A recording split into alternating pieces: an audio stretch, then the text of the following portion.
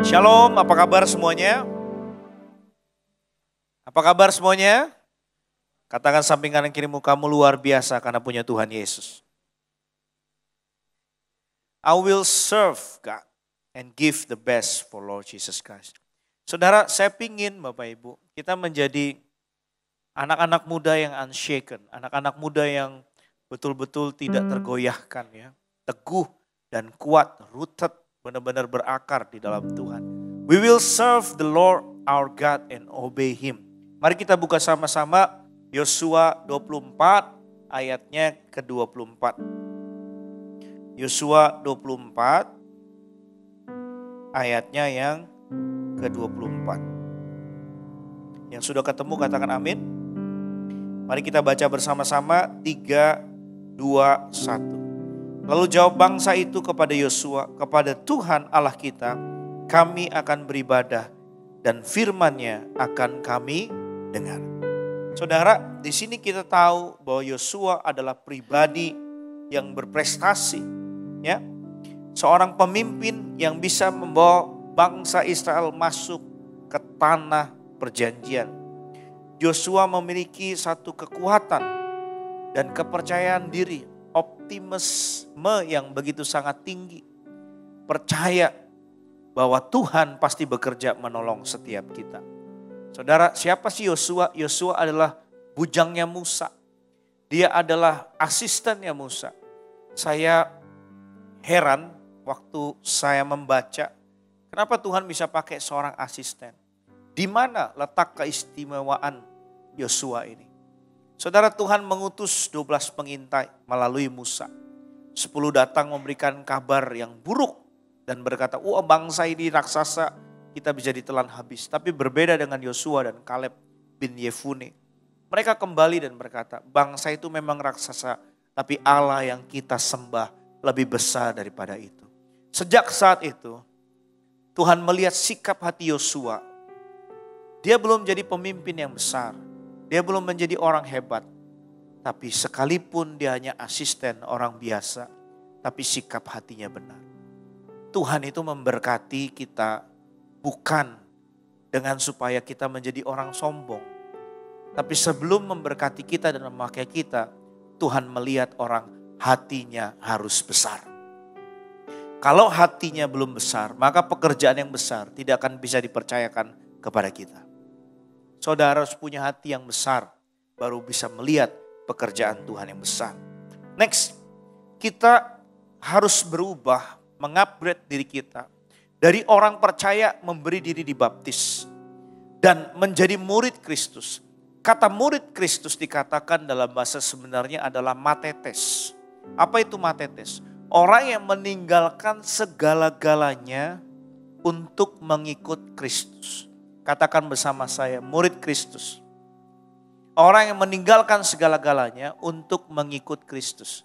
Kira-kira gampang susah? To accept Jesus. Ya, you just believe, only believe, confess, ya, mengaku, percaya Yesus maka diselamatkan. To receive Jesus, cost is nothing. Untuk percaya Yesus harganya percuma. Ya, kamu hanya percaya mengaku dengan mulut dibenarkan. Percaya Yesus pasti mati masuk surga. Siapa yang percaya Yesus Kristus sebagai Tuhan dan Juru Selamat mati pasti masuk surga, boleh angkat tangan. Oke, yang sudah siap masuk surga angkat tangan. Katakan samping kanan kirimu dengan senyuman. Siap gak siap pasti pulang. Betul gak? Siap gak siap kita pasti pulang ke surga. Jadi apa yang kamu mau kasih buat Tuhan? Tuhan udah buat sesuatu buat kita. Kita juga harus buat sesuatu dong buat Tuhan. Jangan jadi anak muda yang cuma mau enaknya saja. Ya, sikat, embat, dapat, kaya raya, melejit, terkenal. Ya, jangan sampai ngejar terkenal, Tuhan gak kenal kita. Lebih baik tidak terkenal, tapi Tuhan kenal kita. Amin anak-anak muda. Ya, saya dari artis Indonesian Idol, melayani Tuhan, jadi hamba, jadi kacung. Tapi hari ini banyak hamba pingin jadi artis. Rasanya kebalik sekali Bapak Ibu. Panggilan kita, matetes, orang yang meninggalkan segala-galanya mengikut Kristus. Saudara melayanilah seperti Yesus, sederhana seperti Yesus. Saya kenal satu pribadi yang punya mitra 10.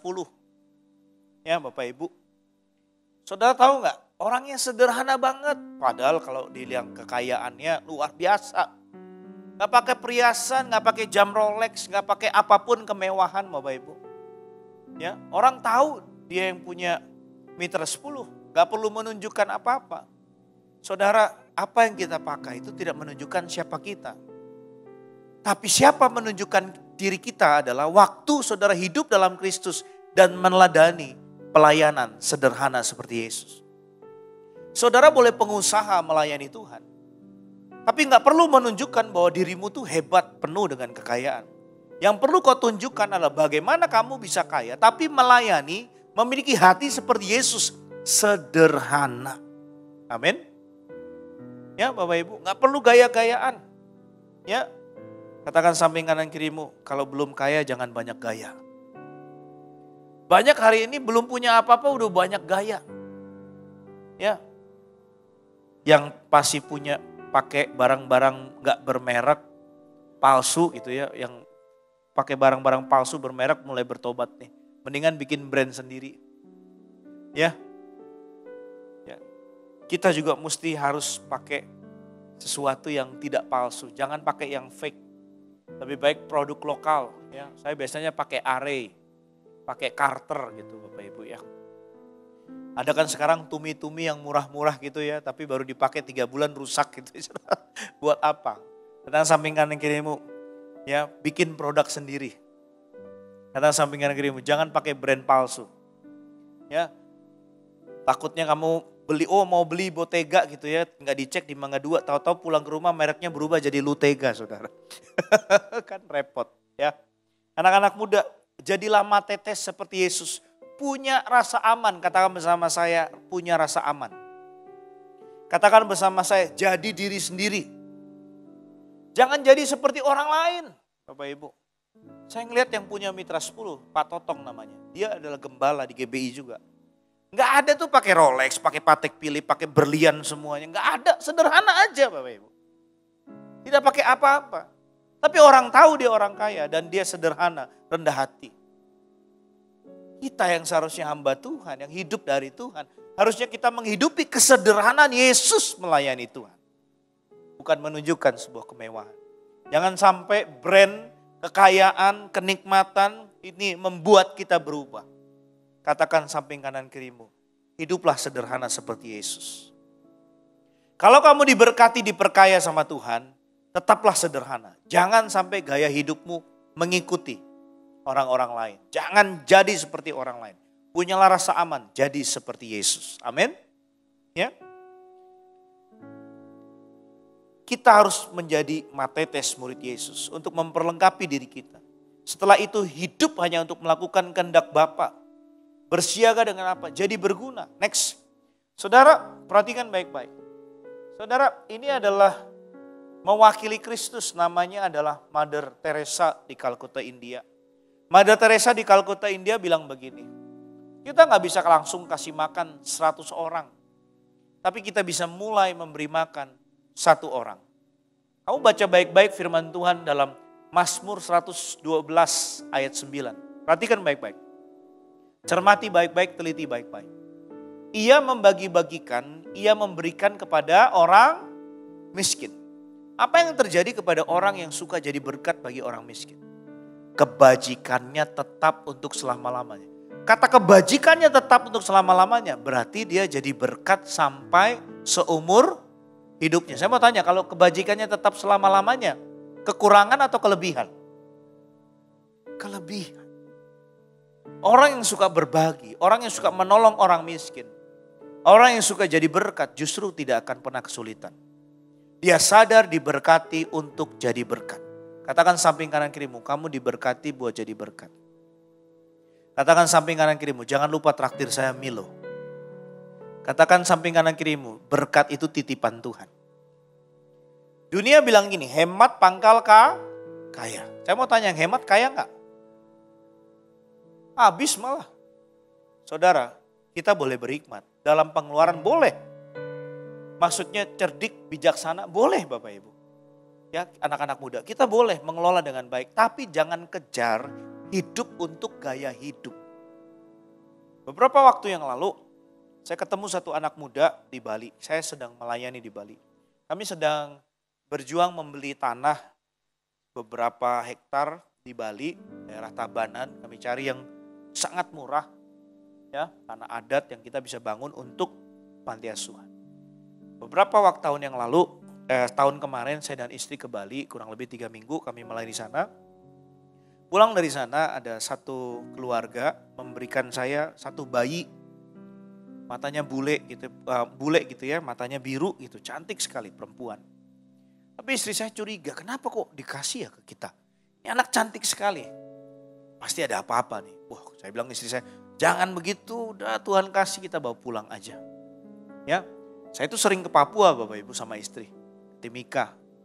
Saya sering ada ibu-ibu tuh datang bawa anaknya. Bapak beli anak saya 500.000 tidak apa-apa, bawa saja. Istri saya bilang kita bawa pulang. Saya suka banget anak Papua karena kami punya hati banget melayani anak-anak dari timur Bapak Ibu. Istri saya bilang kita ini berdua putih. Lu bawa pulang anak Papua ini nanti di bandara orang cegat, marah kita. Dia bilang kecuali kita ini ada aku Papua, bawa anak Papua bisa. Dia bilang kita tidak bisa. Waduh, saya sedih sekali. Saya berkati mama itu, mama ini 500, jaga anak-anak ini baik-baik, tidak usah jual ke orang lain. Tapi di Bali itu Bapak Ibu, saya dikasih anak bule, matanya biru. Jadi mamanya jatuh dengan orang Ukraine dan melahirkan anak ini dibuang. Istri saya cek, bawa ke rumah sakit. Sudah tahu? Masih bayi 2 bulan, positif HIV. Aduh, saya sedih sekali. Saya tetap nekat, saya mau bawa pulang. Istri saya bilang, kita ini tidak pernah urus anak yang HIV. Transgender HIV banyak kita urus, tapi ini anak bayi sebulan bisa mati.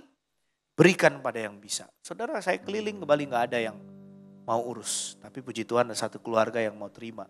Kebetulan dia punya history. Dia bilang, biasanya gak lama pastor. Wah, kalau pastor mau bawa aja, tapi nanti pasti meninggal. Wah, saya bilang enggak, saya enggak tega, saya bilang. Ibu aja sama bapak yang urus, saya bilang. Ya, saya enggak tahu kabarnya sampai hari ini seperti apa, tapi saya punya iman anak itu ngalami mujizat. Sebab ada satu worship leader dari Manado, dia melayani dengan kami di Singapura. Dia jatuh dalam LGBT dan dia positif HIV, sampai kurus, sampai AIDS. Didoakan terus, doakan, punya semangat hidup dan hari ini masih hidup. Melayani Tuhan, sudah gemuk lagi, tapi dia harus konsumsi obat, tidak bisa berhenti seumur hidupnya. Saudara, di situ saya cari keliling panti asuhan yang mau terima nggak ada. Disitulah kami punya hati untuk bangun panti asuhan untuk anak-anak HIV dan menolong mereka. Saya kecil, kelas 2 SMP itu saya sudah pakai putau. Jadi kita jarum suntik itu muter di teman-teman saya. Putau itu narkoba paling murah dan paling mematikan. Ada yang suntik di leher, ada yang di tangan. Ya, di daerah sini nih, saya biasa di sini atau di sini. Ya, kalau sudah nggak kerasa lagi biasa orang di leher. Saudara, itu semua teman saya yang pakai narkoba sama-sama dengan saya. Saya koma waktu itu 3 bulan. Itu semuanya mati, tinggal saya sendiri yang masih hidup. Ada yang mati karena HIV, ada apa. Dan saya tahu tuh jarum suntik muter. Kalau hari ini saya masih hidup, berarti Tuhan punya rencana buat hidup saya. Maka kalau kamu lihat saya, Pastor Tandi ini melayani terus, gak pernah liburan. Buat saya liburan itu nanti sudah pulang di rumah Bapa di surga. Sebab hidup yang Tuhan berikan buat saya ini adalah nyawa sambungan. Ini nyawa kedua yang Tuhan berikan dan saya tidak mau sia-sia. Dan puji Tuhan juga istri saya punya hati yang besar untuk melayani Tuhan. Saya terinspirasi dengan Mother Teresa. Dia meninggalkan, mengestafetkan, bukan gereja yang diestafetkan, tapi melayani orang-orang miskin. Jadi berkat. Saudara, memberi makan satu Kalkuta di India, itu gak gampang. Saya hanya ribuan, ini sudah puluhan ribu. Sampai ratusan ribu orang. Menolong setiap hari. Kita baru seminggu sekali, ini setiap hari menolong orang. Puluhan ribu orang.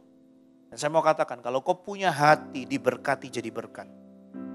Berkat Tuhan dalam hidupmu tidak akan pernah berhenti. Siapa yang mau dipakai Tuhan? Jadi berkat. lihat ke atas. Tuhan, aku mau jadi pengusaha, jadi berkat. Amin. Tergenapi dalam nama Yesus. Memang orang-orang miskin dan susah itu sudah ada sejak zaman Musa sampai hari ini. Tetapi pertanyaannya, adakah belas kasihan gereja buat orang miskin? Suatu kali terjadi banjir Jakarta, Bandung. Saya nggak pernah ngelihat gereja itu jadi tempat pengungsian. Orang-orang banjir, warga-warga banjir. Beberapa teman saya bilang, iyalah bro, di masjid aja sandal hilang, nanti masuk gereja, ini kursi semua hilang semua. Saya bilang, enggak lah, jangan begitu. Kenapa semua masjid jadi tempat pengungsian orang banjir? Kenapa gereja enggak? Teman saya bilang, ya jelas, karena di gereja pendetanya bukan ustadz. Kalau pendetanya ustadz pasti jadi tempat pengungsian. Kita ini eksklusif banget. Kita tuh gak pernah memikirkan kelingkungan, kesejahteraan kota. Yang kita pikirkan cuma diri kita sendiri. Gereja itu gak pernah terbuka buat orang-orang miskin. Tapi kalau saudara pergi ke Eropa, saudara pergi ke Amerika, gereja seperti Salvation Army atau Bala Keselamatan, itu saudara tahu gak? Assembling of God juga, gereja sidang.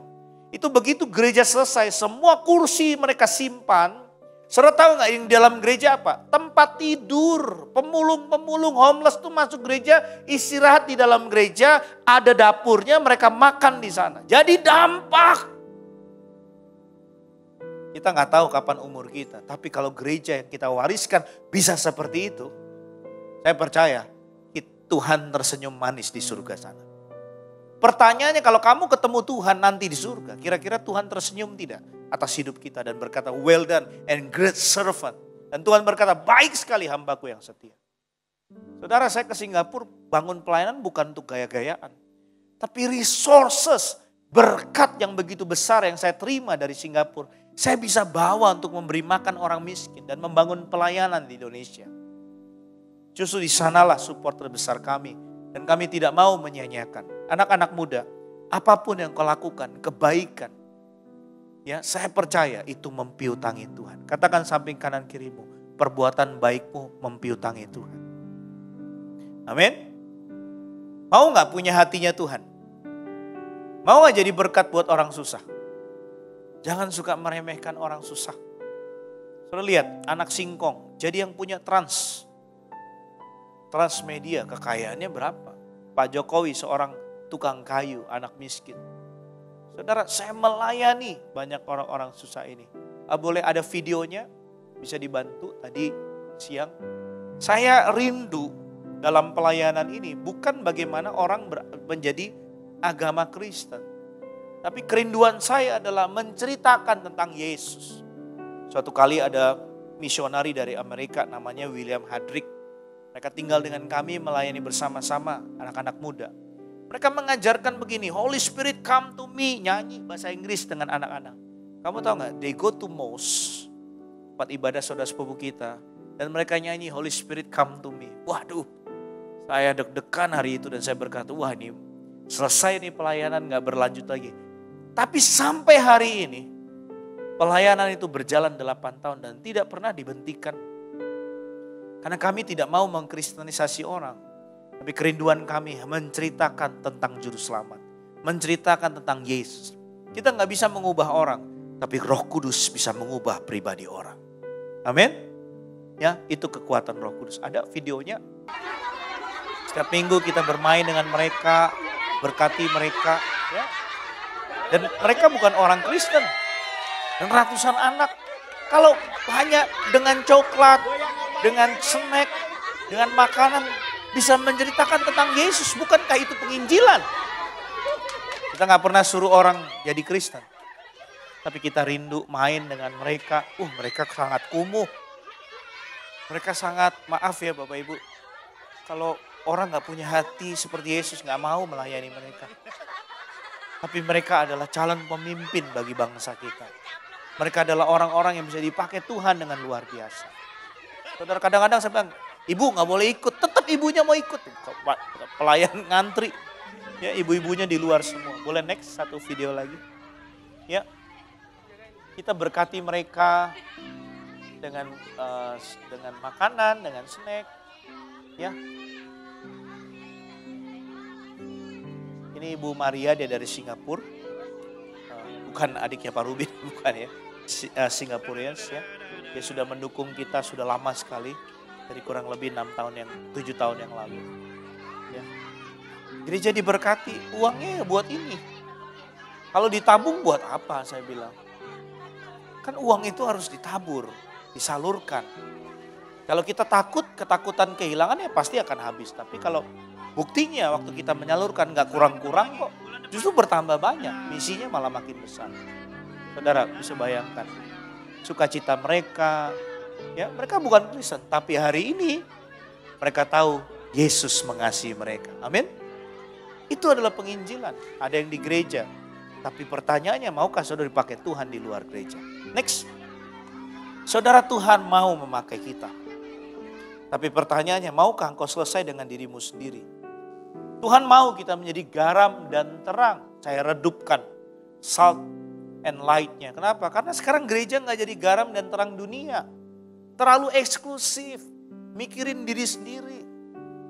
Coba seberapa banyak di sini kalau ada kecelakaan bukan moto tapi turun nolongin orang. Ada di sini? Sekarang enggak, udah kecelakaan foto dulu. Kalau perlu plat nomornya apa? Siapa tahu ada nomor togel keluar. Di Singapura masih ada togel. Judi itu legal di sana.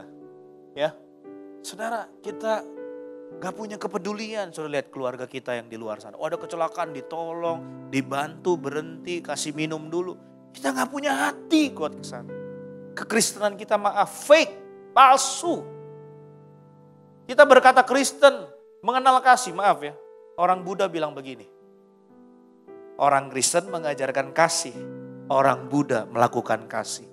Malu gak? Kita diajar kasih, tapi kita tidak punya memberikan kasih pada orang lain. Oh, saya dengar itu saya nangis. Orang Kristen mengajarkan kasih, tapi orang Buddha melakukan kasih. Saya nangis dengar itu. Saya katakan enggak. For church yang Tuhan percayakan kepada saya harus menjadi kasih Kristus nyata di dunia ini. Saudara, kita harus hidup kudus anak-anak muda. Kamu harus benci dosa. Dosa itu bahasa aslinya amartia, membuat kita meleset dari rencana Tuhan. Kalau kau masih hidup dalam dosa yang tadinya rencana Tuhan akan tergenapi dalam hidupmu, karena dosa membuat kamu meleset. Jadi akhirnya rencana Tuhan tidak terjadi dalam hidupmu. Kekudusan akan membuat kamu dewasa. Kedewasaan rohani akan membuat kamu mengalami terobosan. Dan terobosan-terobosan yang terjadi buat apa? Supaya kamu dapat mengubah komunitas, mempengaruhi kota dengan value-value, nilai-nilai kerajaan Allah. Dan memberi dampak positif buat bangsa. Sehingga kamu waktu mengalami terobosan, kamu jadi influence, kamu jadi impact. Dan kamu mentransformasi komunitasmu, familymu, dan kotamu. Katakan bersama saya. Tasikmalaya bertanya. Katakan bersama saya, Tasikmalaya bertanya. Bethel menjawab. Punya hati buat Tasikmalaya? Punya hati buat Indonesia? Siapa yang sering berdoa buat Tasikmalaya boleh angkat tangan? Oh, darah Yesus. Siapa yang sering berdoa buat Indonesia boleh angkat tangan? Kalian ini dari mana? Jerman, Belanda, Prancis, Malaysia, Singapura. Masa bangsa sendiri, orang dari bangsa Indonesia tidak mendoakan bangsanya sendiri? Katakan samping kanan kirimu, kamu pendoa bagi bangsa ini. Pantas Indonesia kita goyang, orang Kristen gak berdoa bagi bangsanya. Siapa yang berdoa buat Pak Prabowo boleh angkat tangan? Pak Gemoy. Gak ada. Pantesan presiden kita gak berani lawan Amerika. Saudara, kalau saya jadi Pak Prabowo, Donald Trump memberikan tarif Donald Trump, saya akan lawan. Gertak juga. Perusahaan Amerika kan banyak di Indonesia, betul gak? Saya tinggal bilang, kalau kamu gak turunkan tarifmu, seluruh perusahaan di Amerika yang ada di Indonesia saya tutup, kami akuisisi. Freeport diambil jadi 100%, bukan lagi 51%. Bisa gak? Bisa. Katakan samping kanan kirimu, kamu harus berdoa bagi bangsa ini. Katakan samping kanan kirimu, kamu harus berdoa bagi pemimpin bangsa ini. Indonesia punya resources yang besar kok, Indonesia gak perlu Amerika. Indonesia punya batu bara, Amerika itu kaya karena Indonesia. Amerika itu tidak punya cadangan emas terbesar. Indonesia punya cadangan emas terbesar. Saudara bisa bayangkan, di Freeport, di Papua, itu baru dikelola itu cuman Timika saja. Itu belum dikelola semua. Yang dikelola di Papua emas itu baru 5% dan itu hanya di Timika, belum di tempat-tempat lain. Saudara bisa bayangkan kekayaan Papua seperti apa. Tapi apakah Papua dibangun oleh bangsa ini? Tidak. Baru zaman Pak Jokowi dibangun. Saudara, jadilah pemimpin yang bukan hanya fokus membangun Jawa, tapi membangun Sumatera, membangun Kalimantan, membangun Sulawesi, membangun Papua, membangun NTT, NTB, dan pulau-pulau yang lain. Indonesia ini bukan hanya Jawa, Indonesia ini Nusantara. Amin. Katakan bersama saya calon pemimpin di masa depan. Amin. Kalau gereja tidak korupsi, maka pemimpin depan tidak korupsi. Kalau agama-agama di dunia ini tidak korupsi, maka pemimpin ke depan dipersiapkan juga tidak korupsi. Mari anak-anak muda, transformasi komunitasmu, transformasi keluargamu, transformasi kotamu. Next, bagaimana supaya kita dipakai Tuhan? Yang pertama, kita dibebankan, bukan berarti supaya orang lain dapat keringanan, tapi supaya terjadi keseimbangan. Katakan bersama saya terpanggil untuk menyeimbangkan. Ya, saudara, ya 2 Korintus 8 ayat 13 sampai 15 berkata, sebab kamu dibebani bukanlah supaya orang-orang lain mendapat keringanan, tetapi supaya ada keseimbangan. Maka hendaklah sekarang ini kelebihan kamu mencukupkan kekurangan mereka, agar kelebihan mereka mencukupkan kekurangan kamu, supaya ada keseimbangan. Saudara, saya mulai tanya sama Roh Kudus, apa kelebihan orang kaya? Ada banyak janji-janji Tuhan yang bisa tergenapi dalam hidupmu, waktu kamu punya hati untuk menolong mereka. Saudara, tapi saudara berkata, saya orang miskin loh, masih banyak gak yang lebih susah daripada kamu? Banyak. Ada banyak kan deket-deket Tasik ini, kampung-kampung yang susah, desa-desa yang tertinggal.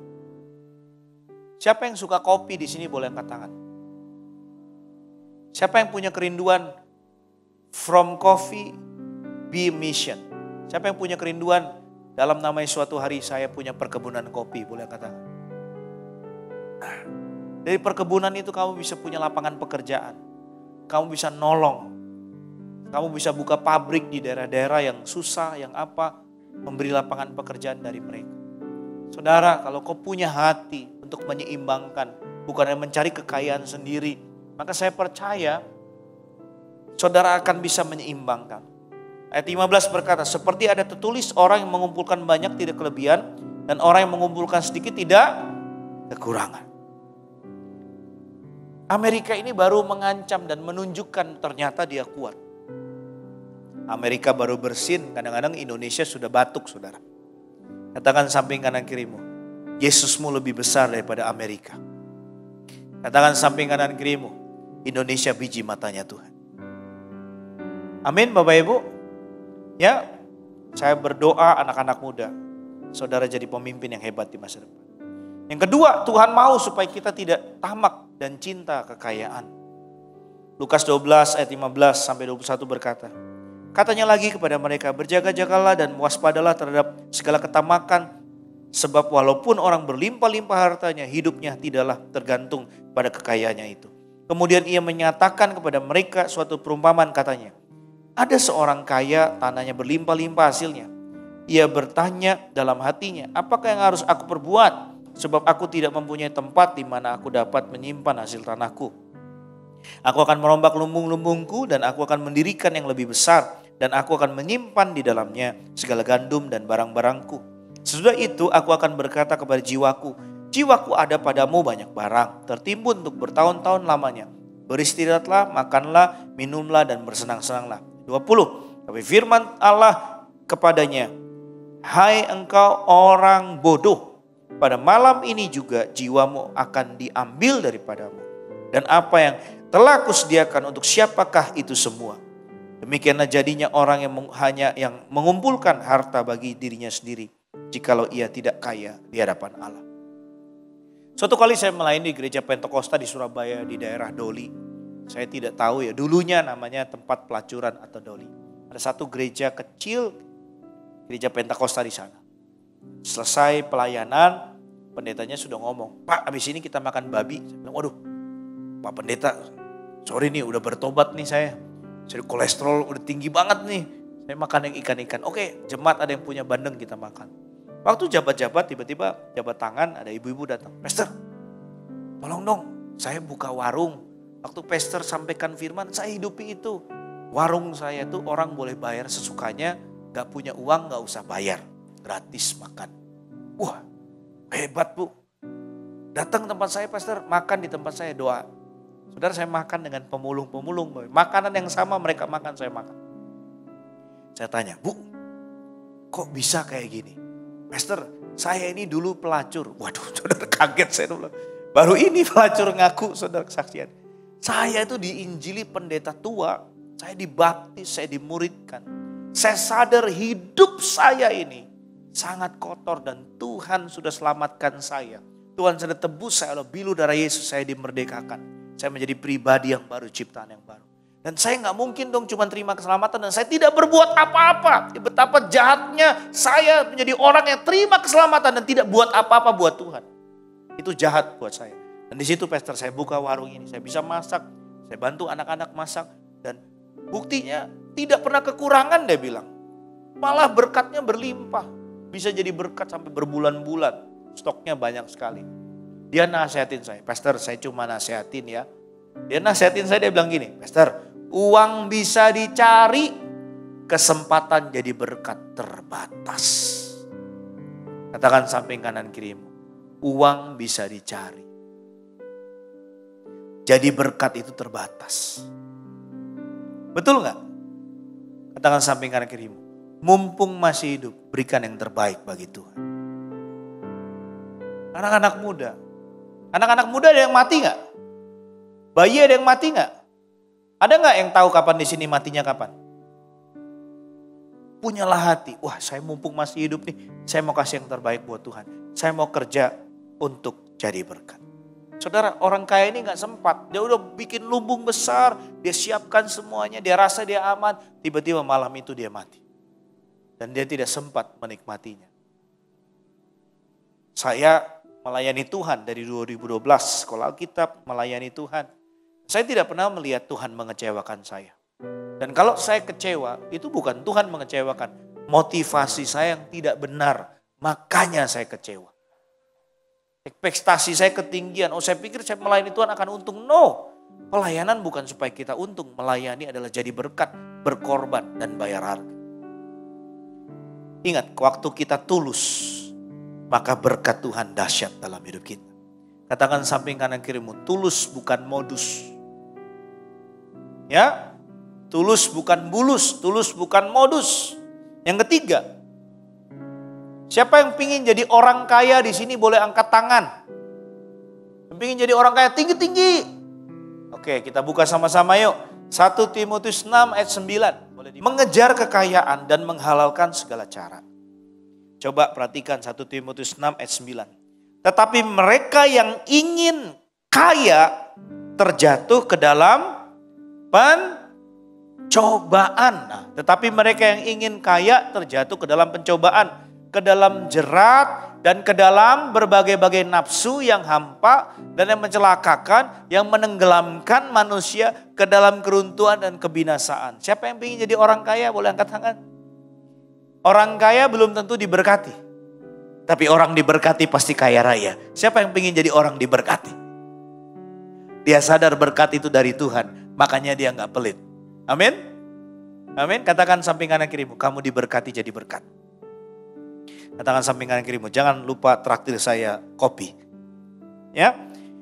Karena akar segala kejahatan ialah cinta uang. Sebab oleh memburu uanglah beberapa orang telah menyimpang dari iman dan menyiksa dirinya dengan berbagai-bagai duka. Yang terakhir anak-anak muda, kita harus mengenapi firman Tuhan. Kasihlah sesamamu manusia seperti mengasihi dirimu sendiri. Uniknya ada seorang muda kaya datang pada Yesus berkata, jualah seluruh hartamu, berikan kepada orang miskin. Alkitab nggak bilang, Tuhan Yesus nggak bilang berikan kepada pendeta, berikan kepada imam, berikan kepada high priest, imam besar, berikan kepada ahli Taurat, berikan kepada orang miskin. Lalu kau mengikut aku. Kamu memberkati pendeta belum tentu kamu diberkati. Tapi kamu memberkati orang miskin, Tuhan pasti memberkati kamu. Jangan rubah firman ini untuk kepentingan kita. Dan jangan gunakan firman ini untuk kenikmatan pribadimu. Yang terakhir, next. Saya rindu setiap kita, Bapak Ibu, anak-anak muda. Amen is agree with God. Amen is move with God. Amen is end with God. Amen is never doubt God. Firman Tuhan itu bukan sekedar kata-kata biasa. Firman Tuhan jika dipercaya akan memulihkan dan memberikan masa depan yang dahsyat dalam hidup kita. Sebab firman itu Allah. Yohanes 1 ayat 1 berkata, pada mulanya adalah firman. Firman itu bersama-sama dengan Allah. Dan firman itu adalah Allah itu sendiri. Miliklah cita-cita untuk memuliakan Tuhan. Saya jadi dokter buat Tuhan. Saya jadi pengacara buat Tuhan. Saya jadi perawat buat Tuhan. Saya kerja buat Tuhan. Saya bisnis buat Tuhan. Jadi apapun yang kau lakukan berdampingan dengan Tuhan. Maka saudara tahu segalanya dititipan. Saya diberkati untuk jadi berkat. Boleh kita bangkit berdiri. Siapa yang belajar sesuatu siang ini? Belajar sesuatu?